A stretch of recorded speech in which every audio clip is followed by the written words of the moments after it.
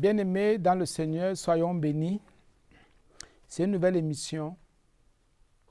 Une fois de plus, nous revenons sur la repentance pour la gloire de Jésus.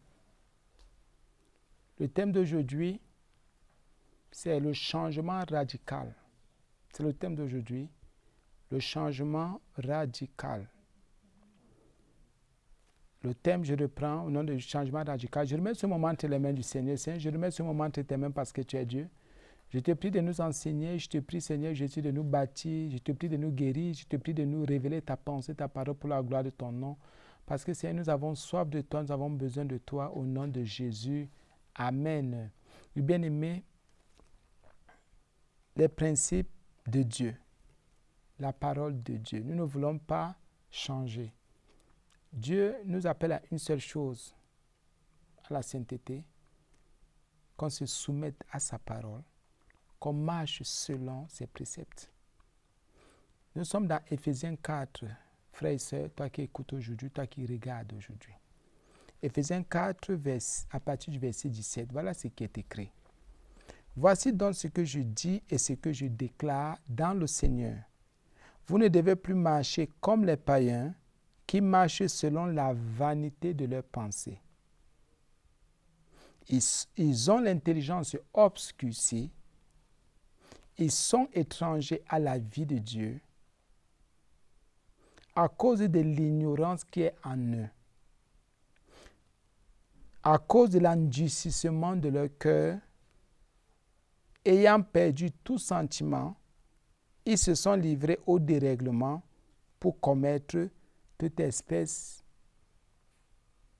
d'impureté jointe à la cupidité. Verset 20. Mais ce n'est pas ainsi que vous avez appris Christ. Amen. On va d'abord arrêter là, bien-aimé. Donc, Éphésiens 4, du verset 17 au verset 20. Ce n'est pas ainsi que vous avez appris Christ. Donc, on apprend Christ. C'est une école. Il faut acquérir des connaissances. Il faut avoir des informations sur Christ. Qui est Christ? Qui est Jésus? Qui est Jésus-Christ? C'est la même personne d'ailleurs. Qui est mon Rédempteur? Qui est moi la croix pour moi? Il faut apprendre Christ. À un moment donné, nous allons dans des écoles pour apprendre des choses qui nous détruisent. Nous allons à l'école pour apprendre des choses qui ne nous servent même pas pour notre éternité, pour notre vie spirituelle. Ces choses nous gardent moralement stériles, moralement impurs, moralement indignes et souillés devant Dieu. Nous devons apprendre Christ. L'apôtre Paul dit ici au verset 20, je commence par le verset 20 avant de remonter au verset 17, mais vous, on s'adresse aux chrétiens, ce n'est pas ainsi que vous avez appris Christ. Il y en a qui n'ont jamais appris Christ, jamais. C'est-à-dire quand ils vont à l'église, mais quand ils sont chez eux, ils apprennent autre chose. Ils apprennent des choses qui vont leur permettre d'avoir de l'argent. Comment faire pour gagner de l'argent? Comment faire pour se marier, pour se construire, pour s'acheter telle ou telle chose? Comment faire pour être orgueilleux? Comment faire pour marcher dans la convoitise et tout ça? La Bible dit qu'il faut apprendre de Christ. Or, Christ veut dire loin. Il faut apprendre loin de Dieu. Comment? Donc, Christ est un sujet d'étude. Christ est un sujet de travail. Nous devons avoir des informations sur Jésus. Si tu n'as pas des informations sur Jésus, comment peux-tu critiquer une église? Comment peux-tu critiquer un pasteur? Quelqu'un qui est loin, quelqu'un qui est appelé ou qui est au service. Bien, mais la Bible dit au verset 17, dans Éphésiens 4, 17, voici donc ce que je dis. C'est l'apôtre Paul qui parle. Il retient l'attention. Il dit, voici donc ce que je dis. Il était loin. Il dit, voici ce qu'il dit. Il ne dit pas seulement, mais aussi il déclare, il proclame. Il confirme. Tu peux dire sans déclarer. Tu peux dire des choses sans les déclarer. Il dit et il déclare. Une déclaration est un établissement. C'est pour impacter. C'est pour faire asseoir. Quand on dit qu'on déclare, c'est pour faire asseoir. C'est pour fonder. À un moment donné, c'est même pour rappeler ou c'est pour instruire. Il dit qu'il dit et il déclare. Je peux dire des choses sans fonder quoi que ce soit. Je peux dire des choses sans informer. Je peux dire des choses sans bâtir quelqu'un. Or, la déclaration bâtit l'homme. La déclaration bâtit le chrétien. C'est pour ça qu'il ne s'est pas arrêté au niveau du mot dit, donc d'aligner une suite de phrases, mais il a aussi dit qu'il déclarait. Donc, c'était pour bâtir, pour retenir l'attention des Éphésiens. Voici pourquoi, parce qu'à l'église d'Éphèse, il y en avait qui avaient une attitude païenne, un comportement païen. L'apôtre Paul dit non, attention mes enfants, vous avez cru en Jésus, vous ne vous devez plus de marcher comme des païens. Oh, qui est le païen? La définition du païen exacte, c'est l'apôtre Paul qui nous la donne. Il dit que le païen est celui qui ne connaît pas Dieu, donc qui ne connaît pas Jésus, donc qui n'a aucune relation, aucune intimité avec Jésus. C'est le païen. Et il y en a qui n'ont aucune intimité avec Jésus. Il y en a qui ne connaissent pas Dieu. L'apôtre Paul dit dans Éphésiens 4, verset 17, « Voici donc ce que je dis et que je déclare. Je vous dis quelque chose et j'établis cette chose dans vos vies pour vous bâtir, pour vous construire pour la vie éternelle. Vous ne devez plus, oh Jésus, il y a des Éphésiens qui se permettaient des choses. Vous ne devez plus. Donc l'apôtre Paul dit, arrêtez. Il n'a pas dit que c'était pour un temps. Nous ne devons plus. Vous ne devez plus marcher, avancer. Vous ne devez plus produire. Vous ne devez plus faire. Vous ne devez plus avoir une attitude. Vous ne devez plus avoir la compréhension. Donc ça veut dire qu'en Jésus, il y a le changement de cœur, le changement de mentalité. Le changement de notre esprit, de notre âme, de notre corps. Nous changeons radicalement. L'apôtre Paul dit aux Éphésiens, vous ne devez plus. Ça veut dire qu'il est en train de racler, de tuer, d'assassiner, d'enlever une habitude qui était mauvaise. Quand on me dit que je ne devrais plus, bien je ne dois plus, ou bien ça veut dire quoi? C'est une séparation totale. Une séparation radicale d'avec le mal. Une séparation, il le faut. Les enfants de Dieu ne veulent plus se séparer aujourd'hui. Ils préfèrent rester accrochés, attachés à leur mauvaise vie. Ils préfèrent rester accrochés, attachés à la vie païenne. Mais ils sont dans des églises, ils disent je prie, ils disent je connais Jésus. Tu ne connais pas Jésus. Si tu as appris Jésus, tu sais qui il est déjà. Il dit donc, vous ne devez plus. Stop. Quand on me dit je ne devrais plus, ça veut dire, et des pères de famille, c'est des responsables. Puisque ça s'adresse à une église, l'église d'Éphèse, qui ne voulait pas changer de mentalité. Or, une église assise, il dit, vous ne devez plus marcher comme les païens. Donc la Bible reconnaît qu'il y a une marche païenne. Les païens, donc ceux qui ne connaissent pas Dieu, ont une façon de marcher. Ça veut dire que le chrétien aussi a une façon de marcher. Qu'est-ce que Paul constate? Il constate que les Éphésiens marchaient comme les païens. Or, quand on dit Éphésiens, c'est que normalement, ce sont des nés de nouveau, nés de Dieu, qui sont entrés dans les eaux du baptême, qui ont confessé Jésus comme Seigneur et Sauveur à la gloire de Dieu le Père. Mais seulement, ils marchaient comme des païens. Donc, ils marchaient comme des gens qui ne connaissent pas Dieu. La Bible donc nous interdit, nous qui sommes chrétiens, devenus chrétiens, enfants de Dieu, de marcher comme des gens qui ne connaissent pas Dieu. Nous devons, dans tout ce que nous pratiquons, dans tout ce que nous disons, dans tout ce que nous faisons, nous devons montrer et à Dieu et à nous-mêmes aux hommes que nous connaissons Dieu. C'est important. Et c'est important. Il dit, vous ne devez plus marcher comme. Ah, il y a le mot comme. Équilibre, égalité. Donc, le chrétien, même s'il vient à l'église, même s'il, entre guillemets, donne ses offrandes, même s'il participe aux activités de l'église, s'il marche comme un païen, c'est un pécheur.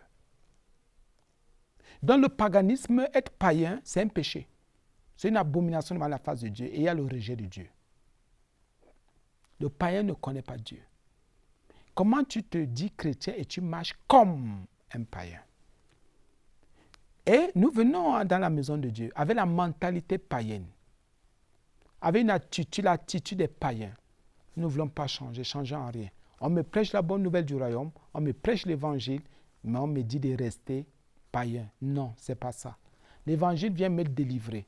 L'apôtre Paul a prêché, l'apôtre Paul a établi des choses, l'apôtre Paul a enseigné, mais il s'est rendu compte qu'il y avait certaines personnes, certaines assemblées qui restaient et qui rentraient à leur vomi. Donc, ils n'avaient pas changé d'attitude. Même dans nos assemblées, on voit ces choses. Vous voyez quelqu'un venir à l'église, il a fait 3 ans, 4 ans, 5 ans.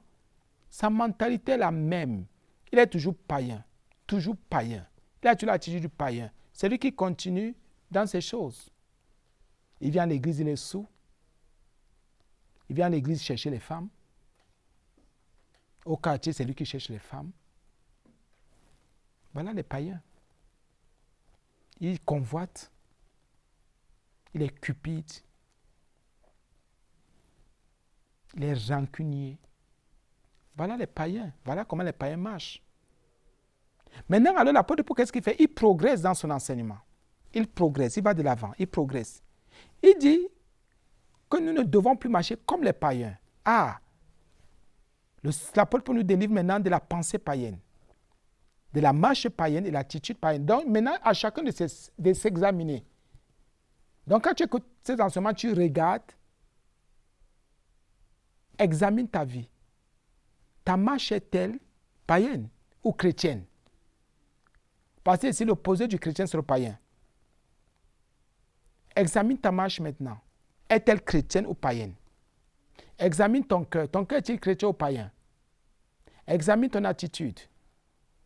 Et c'est à toi d'en tirer des conclusions. Personne ne le fera pour toi, ni Jésus, ni qui que ce soit. C'est toi. C'est à toi de tirer des conclusions. Si tu veux vraiment progresser dans la vie chrétienne. Il dit donc, nous ne devons plus marcher comme les païens. Les païens ont une marche qui ne plaît pas à Dieu, une marche que Dieu rejette, une marche que Dieu condamne, une marche qui est en abomination, comme je vous disais tantôt, avec la parole de Dieu. La Bible dit ceci. Il marche alors maintenant comment? L'apôtre Paul entre dans les détails. Il commence à définir l'objet même de son enseignement. Il dit, ne vous arrêtez pas au niveau de la marche païenne ou de la marche chrétienne. Je vous dis maintenant comment les païens marchent. Et je vais vous dire comment ils marchent et vous verrez si c'est ce que vous faites aussi ou si c'est différent. Il continue dans Éphésiens 4, verset 17, qui marchent selon la vanité de leurs pensées. Ça veut dire quoi? Donc les païens ont des pensées vaines, oui. Celui qui ne connaît pas Dieu, la Bible dit que ses pensées sont vaines. Une pensée vaine est une pensée inutile. Tu vas sortir des livres, faire des documents, tu vas faire des théologies, tu vas faire des rassemblements, tu vas être enseignant, docteur en théologie, docteur en anthropologie, docteur en je ne sais plus trop quoi. Tu vas être professeur agrégé, tu vas avoir un doctorat en médecine, tu vas être, je ne sais plus trop, docteur dans les universités, dans les grandes écoles. La Bible dit que si tu n'as pas cru en Jésus, si tu ne connais pas Dieu, tu restes païen, malgré toute ta masse de diplômes et de papiers. La Bible dit donc que ceux qui ne connaissent pas Dieu, ils font comment? Ils marchent selon la vanité de leurs pensées, ont des pensées inutiles. Donc même si vous les voyez enseigner, avoir des doctorats, être professeur agrégé, être de grands commerçants, de grands hommes d'affaires, parce qu'ils ne connaissent pas Dieu, la Bible dit qu'ils marchent selon la vanité de leurs pensées. Ils marchent, ils avancent. Mais seulement, leurs pensées sont inutiles. Même si vous les voyez avoir des villas, des duplex, des VX, des jets privés, bien mes frères et sœurs, la Bible dit que les pensées sont inutiles. Inutiles devant la face de Dieu, inutiles pour Dieu, parce qu'ils ne connaissent pas Dieu. Comprenez maintenant que la richesse, les diplômes, toutes ces choses ne sont que la vanité. Et c'est Satan qui a établi tellement de choses dans le monde que l'homme croit que c'est en ayant ces choses qu'il peut s'affirmer. L'homme croit que c'est en ayant ces choses qu'il devient quelqu'un. Tu deviendras quelqu'un pour les autres, mais pas pour Dieu. Pour Dieu, tu resteras un païen. Donc quelqu'un qui ne le connaît pas. La Bible dit c'est comme ça.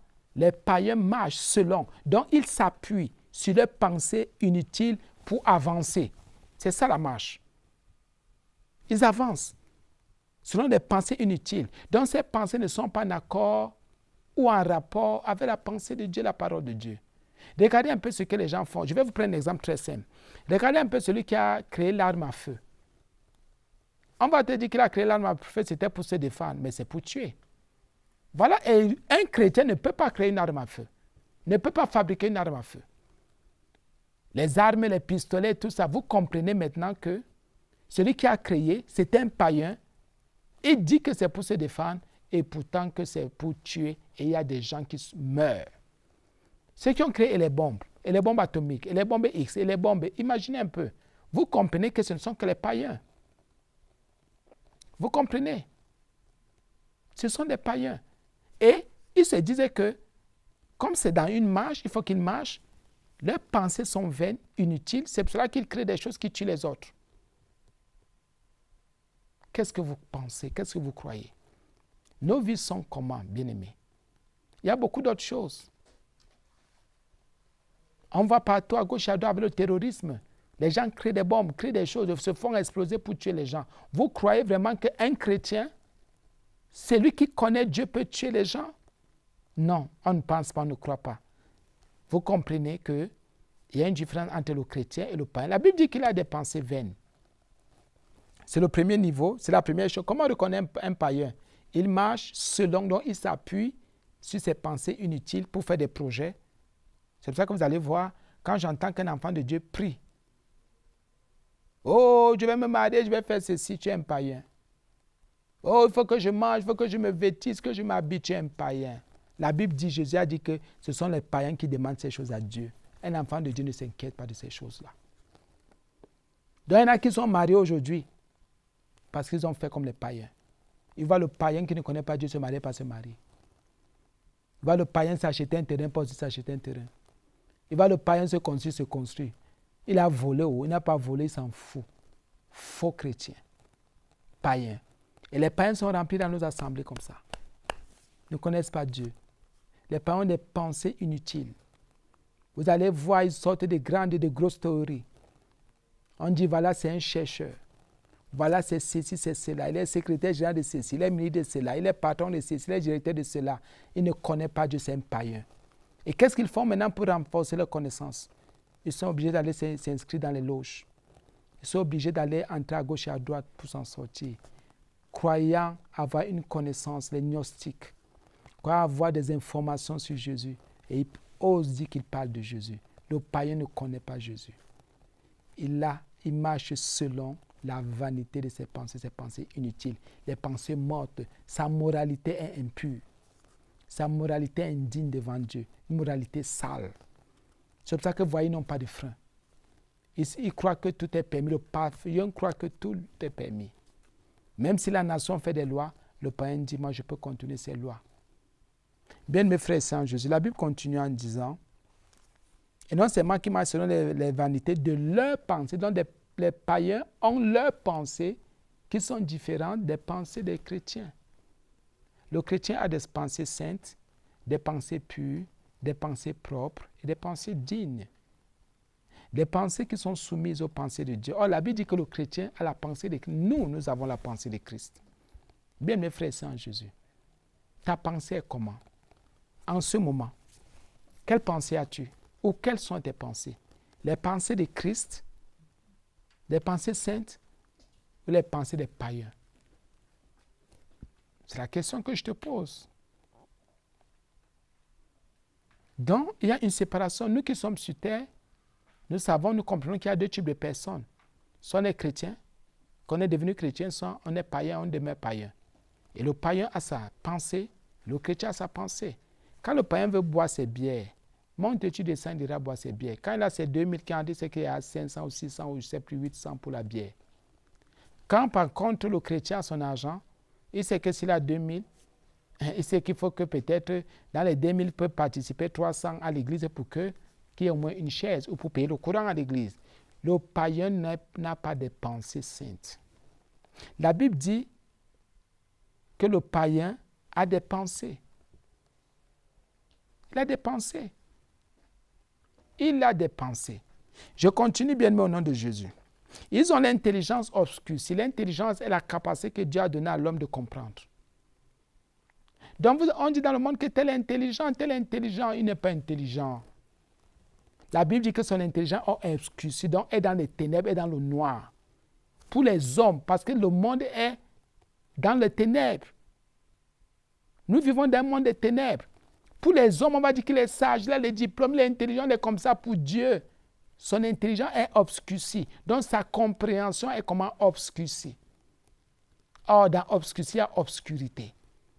Donc il ne comprend que les choses du monde des ténèbres, les choses de cette terre, les choses de Dieu, il ne peut pas les comprendre, ni les interpréter. C'est pour ça que le païen ne peut pas parler la parole de Dieu. Tu ne peux pas parler de Jésus avec un païen. Tu ne peux que évangéliser le païen. Tu ne peux que prier pour le païen. Tu ne peux pas t'asseoir sur une table avec un païen, quelqu'un qui ne connaît pas Jésus, qui ne connaît pas Dieu, pour dire que tu en discutes. C'est une perte de temps, c'est une vanité des vanités. Oui, bien-aimés frères et sœurs, dans la Bible dit que l'intelligence obscurcie, ils sont étrangers à la vie de Dieu. Dieu a une vie. Mais la Bible dit que le païen est étranger à la vie de Dieu. Il ne connaît pas la vie de Dieu. Dieu a une vie de sainteté, une vie de justice. Or, le païen est injuste. Une vie de vérité. Or, le païen est un gros menteur. Il passe son temps dans le monde. Et les enfants de Dieu font aussi ces choses. Donc, vous comprenez, et nous comprenons tous aujourd'hui que nous sommes même plus païens que chrétiens. Parce que nous passons notre temps, la Bible dit ceci, ils sont étrangers à la vie de Dieu. Or, normalement, le chrétien n'est pas un étranger à la vie de Dieu. Il participe, c'est ce que la Bible dit. Nous participons à la vie de Dieu. Mais le païen, parce qu'il ne connaît pas Dieu, lui, il est étranger à la vie de Dieu. Pose-toi cette question. Participes-tu à la vie de Dieu, bien es-tu étranger à la vie de Dieu? Dieu a une vie et il n'y a que ses enfants pour y participer. Un peu comme un père de famille. Quand il a sa maison, il a sa vie. Ce que nous savons, c'est que c'est à ses enfants d'y participer. Un étranger ne viendra pas participer à sa vie. Quand quelqu'un a ces choses, il aimerait de tout son cœur que ce soit ses enfants qui en profitent d'abord, pas les étrangers, nous le savons tous. Quand un président dirige une nation, il aimerait que ce sont d'abord ses concitoyens, ses citoyens qui participent ou qui partagent les richesses de la nation, pas les étrangers, nous le savons tous. Bien, mes frères et sœurs en Jésus, revenons à Jésus. Repentons-nous de tous nos péchés, de toutes nos fautes, de toutes nos erreurs. Et examinons-nous. Sommes-nous des vrais chrétiens, des chrétiens, ou sommes-nous encore des païens?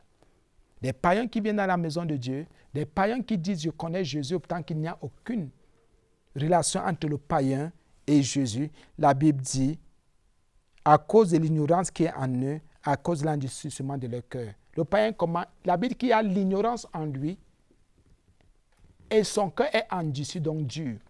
Le chrétien n'est pas ignorant parce qu'il connaît Dieu. Le chrétien n'est pas endurci, son cœur n'est pas endurci, au contraire, son cœur a déjà été transformé. Il y a le mot ignorance, donc le manque de connaissance de Dieu. Mais vous allez voir, les païens disent qu'ils ont plus de connaissances et que nous, chrétiens, nés d'eux et d'esprit, nés de nouveau, c'est nous les ignorants. Tant qu'eux, ils sont ignorants. Vous voyez que c'est deux mondes diamétralement opposés. C'est deux parallèles. C'est deux mondes, c'est deux milieux. Nous sommes peut-être sur terre tous, mais nous n'appartenons pas tous au Créateur. Bien, mes frères et sœurs en Jésus, la Bible dit qu'ils ont l'ignorance en eux. Donc, ils ont le manque de connaissance. Ils ne connaissent pas Dieu. Si toi aussi, tu viens à l'église et tu ne connais pas Dieu, sache que tu es un païen. La Bible dit qu'ils sont endurcis de cœur. Donc, quand on te dit de te soumettre à la pensée de Dieu, on te dit de te soumettre à la parole de Dieu, si tu continues à raisonner, c'est que ton cœur est endurci. On te dit fuis le péché, on te dit fuis le mal, on te dit fuis ceci. Tu dis non, comment Dieu même connaît qu'il faut que je fasse ceci. Dieu reconnaît, c'est lui qui a créé ceci, c'est lui qui a permis ceci. Ce sont des bêtises, frère. Tu es endurci. Et tous ceux qui sont endurcis sont des païens. Parce qu'ils ne connaissent pas Dieu. Ils sont étrangers à la vie de Dieu. Ils n'ont aucune connaissance de Dieu. Bien, mes frères et sœurs en Jésus, nous allons arrêter ici aujourd'hui. Que le Seigneur te bénisse par cette parole. Que le Seigneur te fasse et te permette de prendre conscience. Parce que tu as besoin de la main de Jésus. Tu as besoin de la main de Dieu. Dieu peut te guérir de cette maladie qui te trouble, toi qui m'écoutes et qui me regarde aujourd'hui. Dieu bénit. Sois élevé et prends conscience que le péché est une chose et qu'il y a une différence entre un païen et un chrétien. Sois béni, frère. Que la grâce de Dieu te garde et t'accompagne. Que la puissance, l'autorité de Dieu soit en toi avec toi. Sois béni au nom de Jésus. Amen.